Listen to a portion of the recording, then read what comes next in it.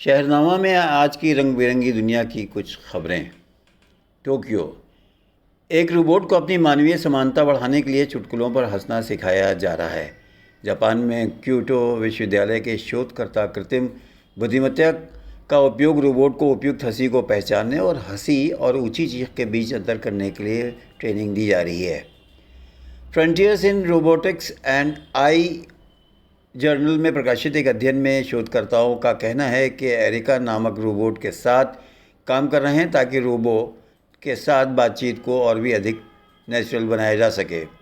Kyoto विश्वविद्यालय के खुफिया विज्ञान और प्रौद्योगिकी विज्ञान के सहायक प्रोफेसर और अध्ययन के प्रमुख लेखक डॉक्टर कोजी इन्नो ने कहा कि शोधकर्ताओं का मानना है कि सहानुभूति कृत्रिम बुद्धिमत्ता संचार के मुख्य लक्षणों में से एक है।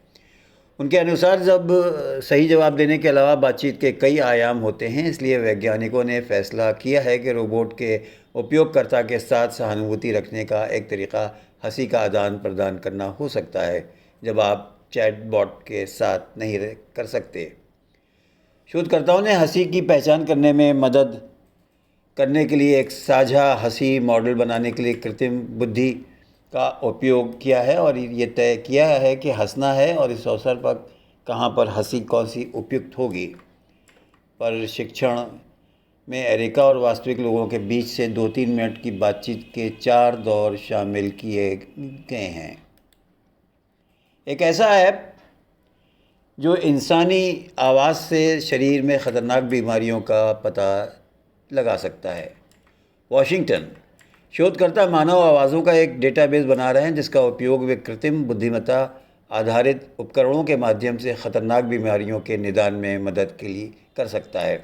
विश्व समाचार एजेंसी के अनुसार राष्ट्रीय स्वास्थ्य संस्थान द्वारा वित्त पोषित एक परियोजना की घोषणा की गई है जिसमें मानव आवाज़ को किसी ऐसी चीज़ में बदलने की कोशिश की जा सकती है जिसे रोग निदान में बायोमार्कर के रूप में इस्तेमाल किया जा सकता है। ये परियोजना 4 साल तक चलेगी और उस दौरान राष्ट्रीय स्वास्थ्य संस्थान $14 मिलियन तक की फंडिंग जुटा सकता है, जिसकी मदद से रिसर्च टीम एक ऐसा ऐप बनाना शुरू करेगी जो मानव आवाज़ के ज़रिए pneumonia, autism, depression, Parkinson, Alzheimer और स्ट्रोक जैसी बीमारियों का निदान कर सकेगा। आमतौर पर जटिल रोगों का निदान करने के लिए इस्तेमाल किए जाने वाले बायोमार्कर रक्त या तापमान होते हैं, लेकिन अब वैज्ञानिकों का मानना है कि मानव आवाज़ उन बीमारियों का पता लगा सकती है जो उनके शरीर में पनप रही हैं। वैज्ञानिकों के अनुसार यदि उपरोक्त बीमारियों से पीड़ित लोगों की आवाज़ रिकॉर्ड की जाए और एक डेटा बनाया जाए और फिर आवाज़ की आवृत्ति की तुलना दूसरे मरीज़ की आवाज़ से की जाए तो परिणाम आश्चर्यजनक होंगे। Well Cornell medicine institute for computational biomedicine के प्रोफेसर और परियोजना के प्रमुख जांचकर्ताओं में से एक ओलिवर एलिमेंटो का कहना है कि वॉइस डेटा के बारे में सबसे अच्छी बात यह है कि ये शायद सबसे सस्ता प्रकार का डेटा है। उन चीज़ों में से एक जो आप लोगों से एकत्र कर सकते हैं वो ये है कि एक बहुत ही सुलभ प्रकार की जानकारी है।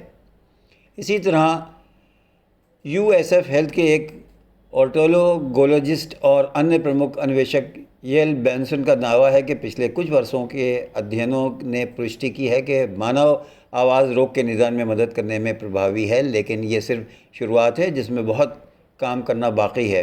ये किया जाना बाकी है और इसके लिए हम लोग तत्पर हैं। धन्यवाद। ऑस्ट्रेलियाई लोगों को रानी का पत्र अगले 63 वर्षों तक पढ़ने से दूर रखा जाएगा। सिडनी। दिवंगत ब्रिटिश महारानी एलिजाबेथ II द्वारा ऑस्ट्रेलियाई लोगों को लिखा गया गुप्त पत्र सामने आया है, लेकिन इस अगले 6 दशकों तक नहीं खोला जा सकता है। विदेशी मीडिया के अनुसार ब्रिटिश राजगद्दी पर विराजमान महारानी या बादशाह ऑस्ट्रेलिया के राज्य के मुखिया भी हैं, जो पिछले 70 वर्षों में महारानी एलिजाबेथ II थीं। अपने 70 साल के शासनकाल के दौरान ग्रेट ब्रिटेन की रानी ने 16 बार ऑस्ट्रेलिया का दौरा किया और 1986 में ऑस्ट्रेलिया की अपनी यात्रा के अवसर पर रानी ने सिडनी के लोगों को एक पत्र लिखा जिससे सिडनी में क्वीन विक्टोरिया बिल्डिंग में संरक्षित किया गया था। ग्रेट ब्रिटेन की दिवंगत महारानी की ओर से पत्र लिखा गया कि वर्ष 2085 में ये पत्र खोला जाएगा और फिर मेरा संदेश सिडनी के लोगों तक पहुंचाया जाएगा, और इस पर महारानी एलिजाबेथ II के हस्ताक्षर भी थे। रिपोर्ट के अनुसार पत्र को एक कांच के बक्से में रखा गया है और क्वीन विक्टोरिया बिल्डिंग में संरक्षित किया गया है, जिसे अगले 63 वर्षों तक कोई नहीं पढ़ सकेगा। धन्यवाद।